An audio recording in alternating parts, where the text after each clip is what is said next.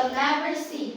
A poem lovely as a tree whose hungry mouth is pressed against the earth's sweet flowing breast. A tree that looks at God all day and lifts her leafy arms to pray. A tree that may in summer wear a nest of robins in her hair. Upon whose bosom snow has laid, who intimately lives with rain. Poems are made by fools like me, but only God can make a tree. Trees by Joyce Kilmer. I think that I shall never see a poem lovely as a tree. A tree whose hungry mouth is bruised against the earth's sweet flowing breast. A tree that looks at God all day and lifts their leafy arms to pray. A tree that made in summer wind and name of longer in her. Upon whose wala na. Wala na, no? Okay. Take it seriously. Kay grabe ba yung ninyo na? Ikaw pwede ba mag-seryoso? Okay, ready? 1, 2, 3, play! Trees by Joyce Kilmer. I think that I shall never see a poem lovely as a tree. A tree whose hungry mouth is pressed against the earth's sweet flowing breast.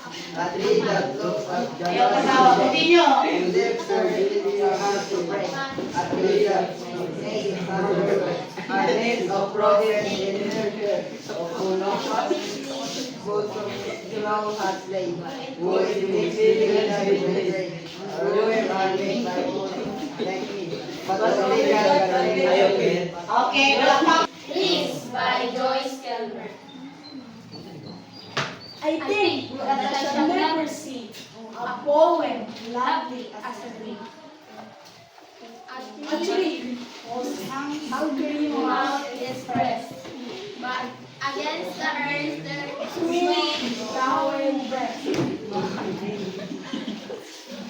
a tree that looks at God all day and lifts her leafy arms to pray. A tree that may in summer wear a nest of robins in her hair. Upon whose bosom snow laid, Ultimately, lives with rain.